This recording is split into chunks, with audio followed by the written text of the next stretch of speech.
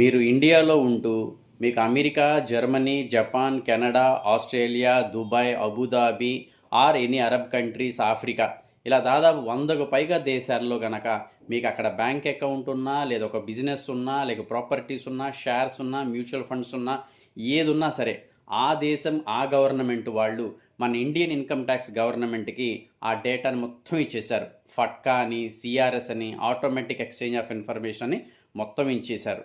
మీరు గనక మీ income tax రిటర్న్స్లో గనక ఆ సమాచారాన్ని గనక తెలియజేయకపోతే విపరీతమైన పెనాలిటీసు, విపరీతమైన ఇంట్రెస్ట్లు అండ్ జైలు శిక్ష కూడా ఉంటుంది.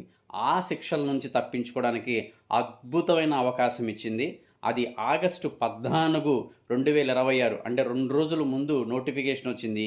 ఈరోజు అంటే ఆగస్టు 26, 2026 అంటే ఈ రోజు నుంచి డిసెంబర్ 31, 2026 వరకు అంటే ఆల్మోస్ట్ 4.5 months వరకు ఈ స్కీమ్ ఉంటుంది.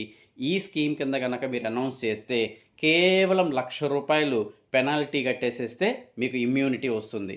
ఇక్కడ వీళ్ళకి 2 కేటగిరీలు ఇచ్చారు. ఏంటంటే విదేశాల్లో మీరు ఇట్లాంటి డబ్బు సంపాదించి ఇప్పటివరకు అసలు ట్యాక్సే కట్టకపోతే కనుక 30% ట్యాక్సు ప్లస్ 30% పెనాల్టీ కడితే సరిపోతుంది.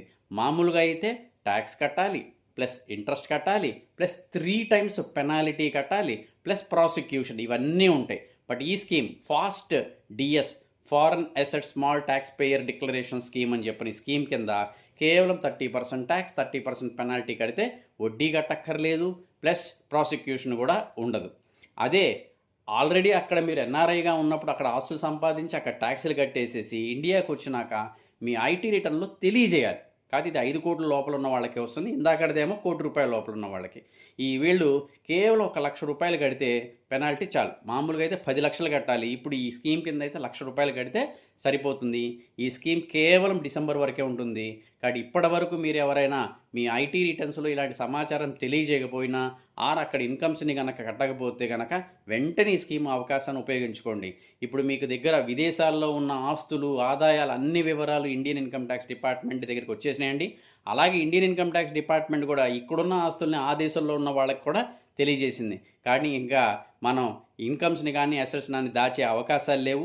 ఇప్పటిదాకా కేవలం ఇండియాలో ఉన్న అసెట్సే డిపార్ట్మెంట్కి వచ్చేవి. ఇప్పుడు విదేశాల్లో మీకున్న ఆదాయాలు, ఆస్తుల వివరాలు కూడా ఇప్పుడు డిపార్ట్మెంట్కి, గవర్నమెంట్కి తెలిసిపోతుంది. కాబట్టి దయచేసి ఈ స్కీమ్ని వృధా చేసుకోవద్దు. దీనికి సంబంధించిన వీడియో ఇంతకుముందు చేసుకున్నాం, ఇప్పుడు నోటిఫికేషన్ కూడా వచ్చేసింది.